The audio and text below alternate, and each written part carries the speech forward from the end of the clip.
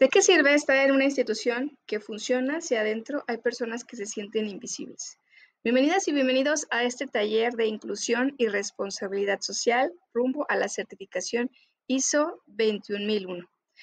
Yo soy Vera Navarrete, directora de Educación Básica, Master Speaker, pero hoy vengo como un ser humano como tú, que ha luchado todo el tiempo con las mismas circunstancias que tú, con sistemas que ya no nos pueden sostener y con el cansancio, con el cansancio, con la abrumación, con la sensación de que estos esfuerzos que uno va haciendo a veces no alcanzan.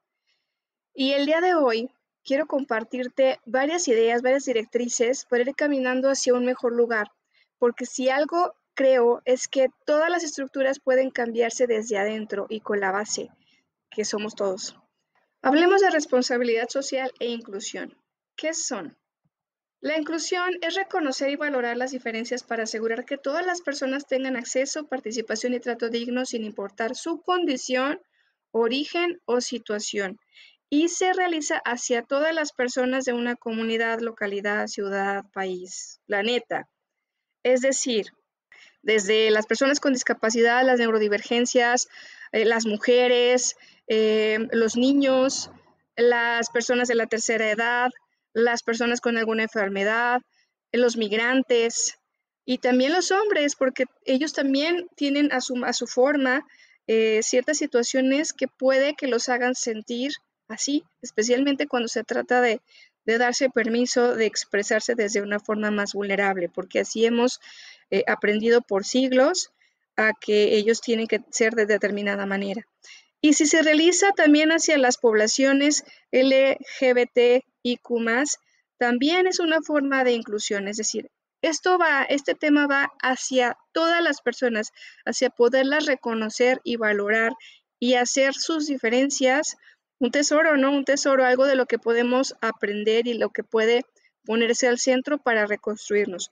Y no es tratar de igualar, de darle lo mismo a todos, sino dar a cada quien lo que necesita para estar en igualdad de condiciones. A veces duele, porque implica ceder privilegios y cambiar prácticas o incomodarse y escuchar, sin importar en qué nivel o en qué área estés.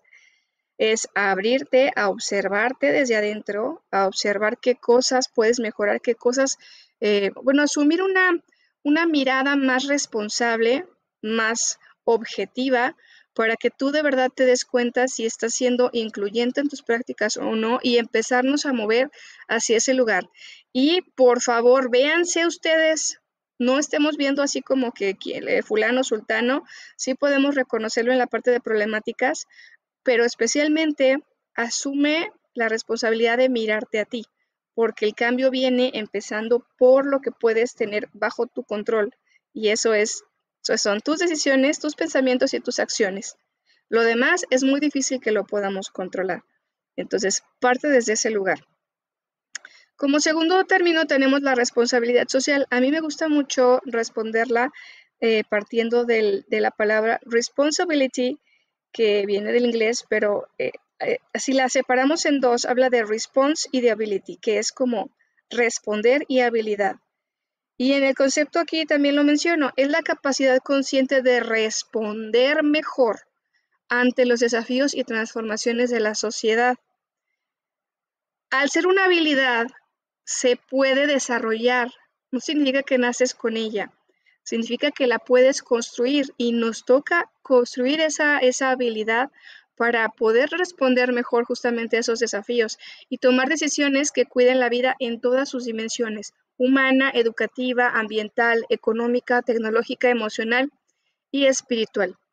Es una habilidad práctica y evolutiva, la de responder con conciencia y coherencia al entorno, y va más allá del bien común.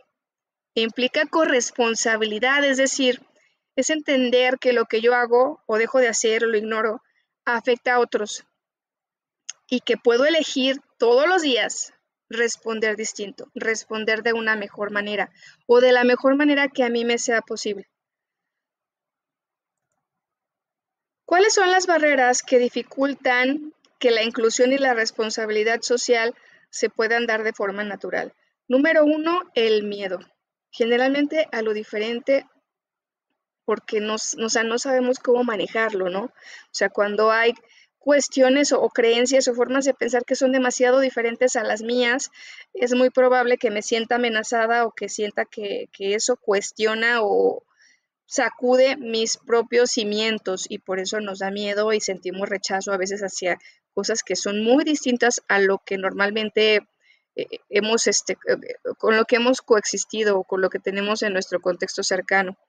Pero también miedo a las consecuencias que implica incluir esas nuevas formas de pensar, porque como digo, te sacuden tus cimientos, te hacen moverte, te hacen incomodarte o pues sí, sacarte de tu zona de confort. Número 2, la ignorancia. Y frases como, pues es que eso no es mi problema, o así siempre se ha hecho, y esa como, pues sí, ignorancia a lo que hay a tu alrededor, ignorancia de quererte capacitar, de querer aprender sobre otras perspectivas, de querer mirar más allá de tu cajita, que es la que te ha sido práctica hasta ahora. Y entonces esa ignorancia muchas veces nos impide ver qué hay más allá, ¿no? Qué hay más allá de lo que tengo aquí frente a mis narices. Número 3, la apatía, que mata la motivación colectiva desde adentro. Esta es de las peores porque, o sea, no hay nada peor que sentir que nada de lo que haces vale la pena y no tener la energía para salir adelante. Pero la apatía va más allá, es como cuando decides que no, es que de todos modos siempre es igual, o sea, de todos modos nada va a cambiar. Y eso, gente, es una creencia. Todo se está moviendo todo el tiempo. No hay nada más real que el universo se está moviendo todo el tiempo, todo es cambio, no hay nada inamovible. Así que el que sigas creyendo que siempre todo va a ser igual es totalmente falso, cuestiónatelo. Número 4, la cultura del chisme. Esa también es terrible, la vemos mucho en las redes sociales, pero también la vemos mucho en los trabajos, ¿no? Así, radio pasillo y todo eso. Y daña la cultura de confianza, alimenta juicios y rompe equipos, pero cañón, o sea, porque si se está hablando de una persona que no está allí y tú eres parte y no dices nada, estás cultivando, o si tú eres esa persona que los genera, estás cultivando esta cultura tóxica que no permite redes de apoyo sanos. Número 5, violencias invisibles, desigualdades en el trato que pasan como normales o comentarios hirientes. Y aquí, ojo, porque muchas personas que son violentas ni siquiera lo notan, ¿eh? Y a mí me ha pasado, o sea, me ha pasado que es que su lenguaje corporal, o sea, su lenguaje me está diciendo otra cosa. Es que no le dije ninguna grosería. No se requiere decir vulgaridades para ser violento, ¿no? En tu lenguaje corporal, en la forma de hablar, en la forma en que ves, también puedes estar ejerciendo violencias, en la forma en que dominas a los demás o en que das una indicación, y no, esto no nada más es de los líderes, puede ser incluso de un intendente, que mis respetos porque es uno de los puestos claves, pero en la forma en que tú hablas, comunicas algo. Y número 6, abuso del poder. Eso sí tiene más que ver como con la parte de cómo está estructurados los sistemas, pero son procedimientos que sofocan la humanidad del trabajo y también especialmente la corrupción, porque estamos buscando, muchas veces hay personas que buscan su beneficio personal, y esto también tiene que ver con la corrupción, que es el veneno número 1 de nuestro país y de Latinoamérica, que buscan pues nada más como su beneficio o el beneficio de unos cuantos, de una élite, y al hacer esto no les interesa que sea un bien común. Entonces se intoxica, se contamina y todos los recursos terminan ahí desdibujándose entre ese abuso de poder. Y también eso es algo que genera apatía, ¿no? Entonces, todos estos, si se fijan, se van conjuntando y van haciendo, pues, ahí una maraña que nos impide, que genera un abismo entre las personas y nos impide ir creyendo y creando y creyendo que estas comunidades inclusivas y de responsabilidad social sean posibles, pero sí lo son, porque además de, o sea, así como tenemos barreras, también hay puentes. En todas las comunidades hay puentes y de nosotros depende que esos puentes sean más fuertes que las barreras. Y estos son los puentes. Número 1, educación consciente, que obviamente contrarresta la ignorancia. Y este tiene que ver no nada más con los libros, con los títulos, no tiene que ver si eres doctor, si eres licenciado, si eres maestro, si eres ingeniero, que hay mucho ego ingenieril, sin mencionar a nadie aquí. Tiene más que ver con las historias, con las emociones, con las realidades diversas y con de verdad tener una congruencia entre cabeza y corazón.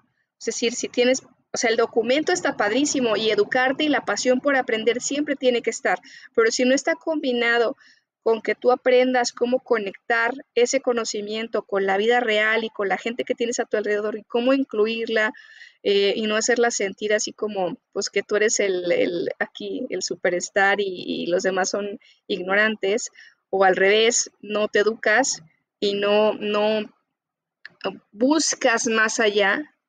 La educación consciente siempre te va a mostrar oportunidades y siempre te va a ayudar a construir lazos, en especial contigo. Número 2, diálogo valiente. Crear círculos de escucha donde disentir no sea peligroso, sino sanador. Esto nos hace mucha falta porque no sabemos dialogar. Y el diálogo en las escuelas, esto lo platico mucho con mis maestros, que en las escuelas se enseñan nada más 2 habilidades comunicativas. ¿Saben cuáles son? Unos segundos para que respondan. La primera es leer y la segunda es escribir.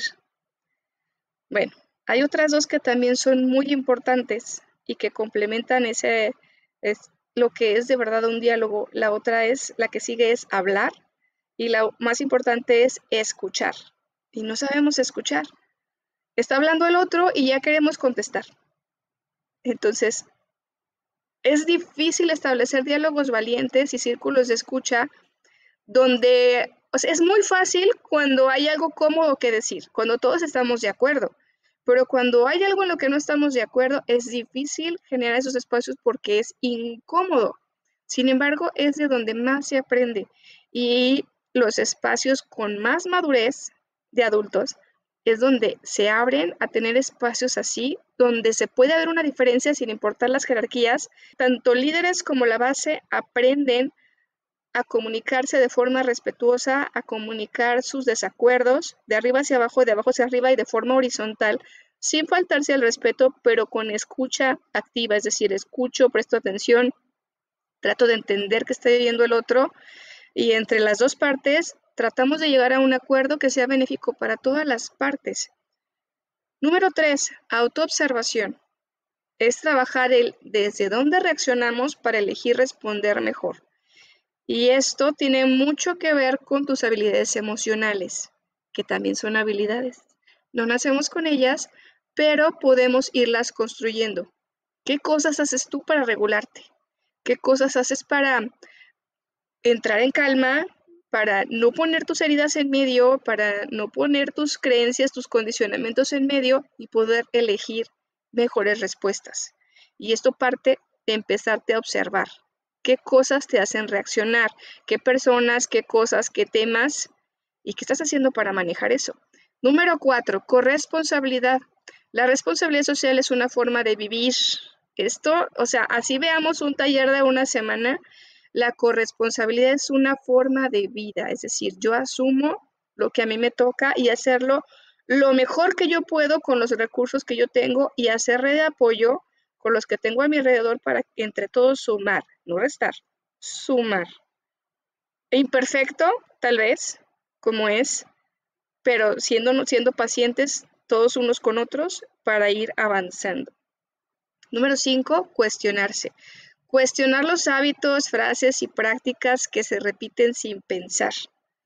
Es decir, todo lo que hacen en su día, en su mes, en su ciclo, qué cosas del día a día, qué cosas cíclicas se pueden mejorar, se pueden optimizar, se pueden automatizar ahorita que tenemos la IA, qué cosas pueden volverse más ágiles para que toda esa burocracia no nos quite energía, no nos quite tiempo y ese tiempo lo podamos utilizar para tomar mejores decisiones, para estar más cercanos con la gente, para dar más acompañamiento, porque lo administrativo demanda muchísimo tiempo.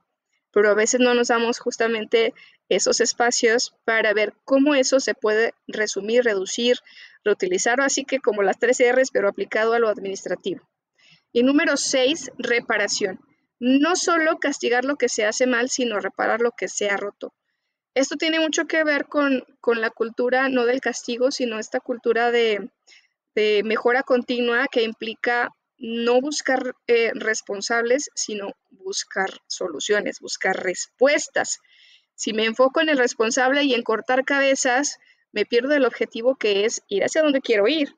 Entonces es como, pues como un barco, ¿no? O sea, un barco si tiene un agujero, pues el capitán no va a decir, ay, pero ¿quién le hizo el agujero? Pues ahí te vas a echar un día buscando quién le hizo el agujero. No, pues vamos a juntarnos todos y ver cómo lo tapamos y ver de qué forma nos reorganizamos para que esto no vuelva a suceder.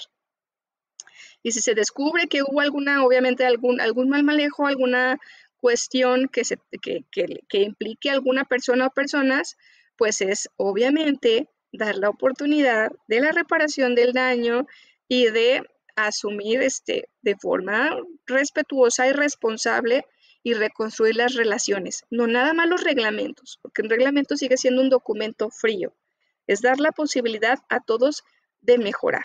Bueno, estos son los puentes. Vayan tomando nota aquí de los que a ustedes les parecieron importantes e interesantes, porque en un momento más los vamos a registrar. Esto que ven aquí es parte del método Ruler. Es un método diseñado por la Universidad de Yale y también es utilizado bastante por el TEC de Monterrey. Me gustó, lo he utilizado bastante porque es muy visual, incluso para los niños es muy claro y muy visual, hablando pues de esta parte de reglamentos, pero también del estado emocional de las personas. Entonces, bueno, en la gráfica dice cómo te sientes hoy, pero a mí me gustaría que ustedes pensaran cómo te sentiste el último año en tu centro de trabajo. ¿En qué color te describirías tú? ¿En el rojo, en el amarillo o naranja, en el azul o en el verde? Si te fijas, están los cuadrantes muy claros de baja energía, de alta energía y de emociones negativas y positivas. ¿En qué cuadrante te pondrías tú en el último año? Toda organización tiene 4 niveles. El primero es la infraestructura y a esto me refiero con los espacios físicos. Los edificios, los salones, las puertas, los espacios, vaya, todas las oficinas también, los espacios físicos, o sea, la estructura que nos sostiene físicamente, los pasillos, las rampas, los patios, los techos, las ventilaciones, el aire acondicionado si hay o ventiladores, la buena iluminación, el sonido, o sea, la capacidad de aislar el sonido de los espacios de acuerdo a cómo se utilicen, el agua básico, y todos los servicios básicos de infraestructura, baños, todo eso tiene que ver con este rubro. Ese es el propósito para que una infraestructura cubra la parte de inclusión y de responsabilidad social tiene que tener 3 puntos: accesibles, seguros y funcionales para todas las personas. Aquí es donde está la clave. Tienen que invitar a un buen trato. Entonces las preguntas que nos pudiéramos hacer son esas, relacionadas con eso, ¿no? O sea, si realmente nuestros espacios están invitando a todos a sentirse cómodos, a sentirse parte, espacios dignos, y también si se puede tener un balance entre la naturaleza y los espacios físicos o los espacios tecnológicos, porque también mentalmente y físicamente ayuda mucho poder tener este balance, ¿no? En el que volteo y veo pues un poco de verde, un poco de azul del cielo, o sea, poder tener un poco de naturaleza en los espacios físicos también ayuda mucho a que sean inclusivos. Y también pueden ser cambios simbólicos, ¿no? Una silla cómoda, un cartel amable, una buena rampa, señalética que sea en varios lenguajes, en braille o en el lenguaje de señas, pero señalética en general que haga que las personas se sientan cómodas. Una frase linda, a lo mejor que reciba a las personas, también hace la diferencia. No necesitan ser así como el gran cambio en el edificio, un techo nuevo, un aire acondicionado, que si se tiene el recurso y la posibilidad, pues hay que hacerlo, ¿no? Pero generalmente estos cambios de infraestructura, aunque se noten mucho desde un principio, dependen de mucha burocracia, dependen de muchas peticiones, pero también de muchos recursos. Entonces se tienen que ir gestionando de forma estratégica para ir atendiendo especialmente la parte de seguridad y luego ir viendo lo demás, ¿no? Que sean accesibles y que sean funcionales e irlos mejorando de a poco, sin prisa pero sin pausa, porque sí es muy importante ir preparando nuestra infraestructura y que también vaya evolucionando junto con la organización. El segundo punto sería el nivel organizacional. Es el más complejo y es donde más luego se atora la parte de burocracia, porque tiene que ver con el organigrama, las jerarquías, con los flujos de trabajo, con la toma de decisiones y roles y responsabilidades y quién toma las decisiones y quién y para qué. Entonces, también incluye la coordinación entre las áreas, la responsabilidad que tiene cada quien y como les mencionaba es quién hace qué y para qué. Aquí lo más importante es que haya claridad más que organigramas así muy bonitos y puestos así muy gariboliosos, es que haya claridad y roles bien definidos porque muchas veces las cosas se duplican y terminan permeando pues en las organizaciones, tanto en la base como en en cualquier parte de la organización, terminan permeando porque los procesos no son claros. Requiere mucha voluntad política hacer cambios aquí, porque hay que revisar muy bien las funciones y a veces pues tocar ciertos privilegios o ciertas formas en las que están organizadas las cosas que parecen cómodas para ciertas partes, pero para otras no.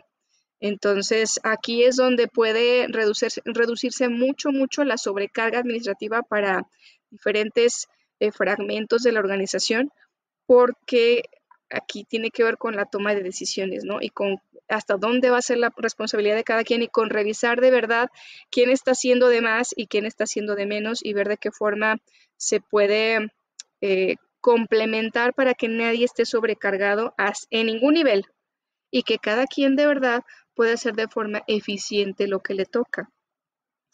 No siempre se puede controlar desde lo individual, o sea, es muy complicado poderlo corregir o sustentar desde lo individual, porque pues es como, finalmente tú dependes de lo que tu organización te solicite. Entonces todos los reglamentos, todo eso, o sea, que sostiene una organización, viene aquí. O sea, ese es el primero que les dije, la infraestructura es lo físico, y esto tendría que ser la estructura documental, vaya, o de organización pues sí, de ese espacio laboral o de ese tipo de sistema, porque cualquier sistema requiere esa estructura, ¿no? Cómo funcionan las cosas, quién hace qué y para qué. Luego podemos continuar con la parte de procesos. Los procesos, el nivel de procesos tiene que ver con, bueno, ya sabemos qué y para qué hace cada quien, pero cómo se hacen las cosas, la secuencia de pasos y las funciones, los tiempos estimados y realistas, aquí ojo, realistas, porque a veces queremos hacer todo y bueno, nos embarcamos en planear o tener mucho más alcance del que en realidad podemos tener. Y entonces también aquí hay que aprender a ser realistas, hasta dónde es mi alcance, qué puedo hacer con los recursos con los que yo cuento y no comprarse elefantes, o sea, tratar de ser realistas, pero también ambicionarse un poquito a salirse cada vez e ir mejorando desde ese lugar, ¿no? Sin abrumarse, pero irse abriendo a mejorar esos procesos ayuda un montón. También aquí incluyen los canales de comunicación y las herramientas que hay disponibles para hacer ese trabajo y la experiencia que tiene el cliente interno y el cliente externo, es decir, la persona que está asumiendo el trabajo y las personas pues que están dentro de la organización, qué experiencia hay y cómo se conjuntan para hacer que eso sea posible, pero también del cliente externo, que son las personas que no están directamente en nuestra organización, pero que van a estar recibiendo nuestro servicio, ¿no? Entonces, es la más visible y medible. De hecho, las ISOs generalmente revisan mucho los procesos, mucho porque tendrían que estar documentados y tiene que haber un orden en cómo se aplican las cosas. Eso en un ideal. Nada más que a veces cae uno en documentar todo y no siempre es lo que en práctica se hace.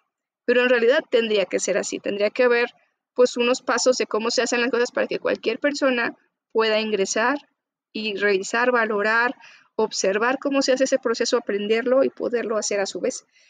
Y es donde se puede actuar más rápido y con evidencia, porque si ya hay un proceso, ese proceso se puede medir, se puede revisar, se puede evidenciar.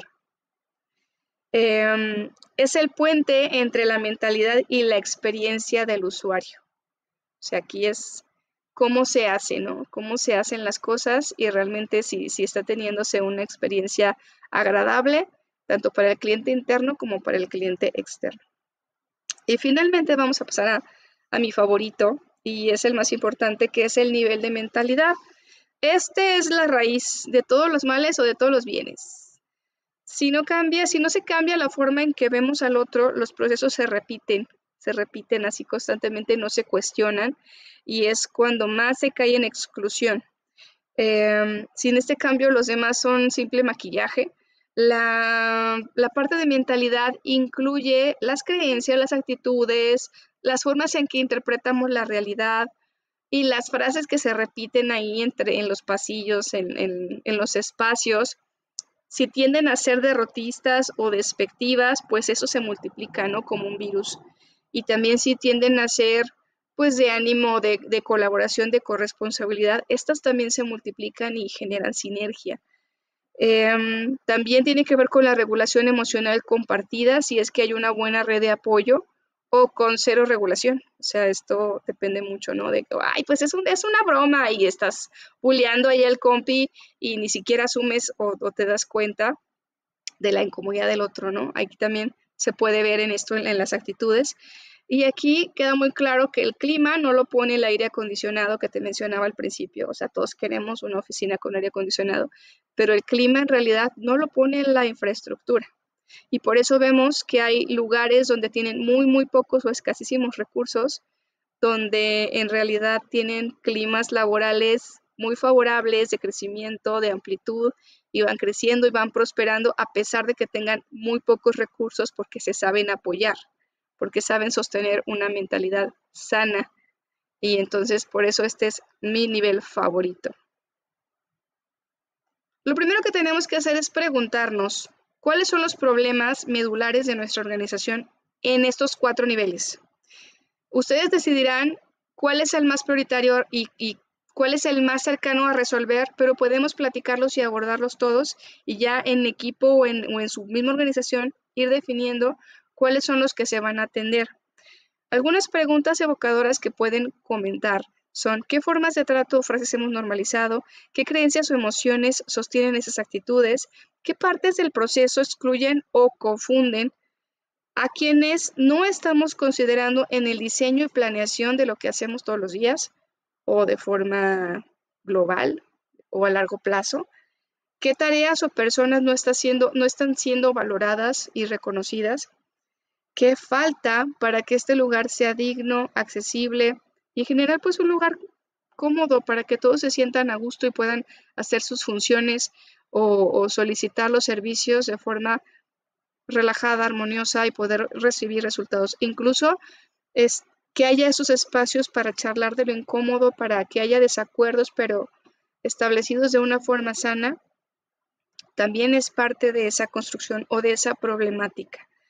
¿De acuerdo? Entonces, esas son preguntas que se pueden ustedes hacer, o que nos podemos hacer en equipo, o que te puedes hacer de forma personal, para ir empujando a esos cambios. Porque aunque no se pueda cambiar desde lo individual, empezando a hacerte estas preguntas, puedes empezar a visibilizar y a empujar también desde tu lugar hacia otras personas, a que todos vayamos viendo que hay cosas que se pueden mejorar y que depende de todos irnos moviendo hacia allá. Ahora, esta es una invitación con esta frase de aquí nos tratamos bien. ¿Y qué es bien? Porque bien puede ser una palabra muy ambigua, pero creo que la mayoría entendemos a qué se refiere bien. Y esto se los comparto porque la neurociencia ha demostrado que el lenguaje crea redes neuronales. Es decir, Si tú constantemente escuchas o dices, no, hombre, aquí siempre es un desorden o siempre está pasando no sé qué, y estás haciendo alusión a algo negativo o algo que no te gusta, eso va a generar una red neuronal de caos y se multiplica e intoxica, contamina como si fuera un virus. Pero lo mismo sucede si utilizamos frases que evocan lo contrario, como aquí nos tratamos bien, y puedes empezar a construir una red de seguridad y cooperación mutua simplemente con esa frase.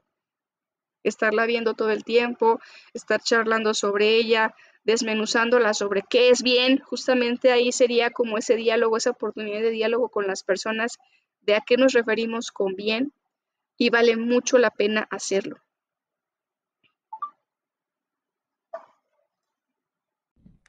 Si tú también deseas que tu centro de trabajo viva esta experiencia con herramientas prácticas, momentos de introspección, acuerdos reales, mucho aprendizaje y cambios profundos, contáctame.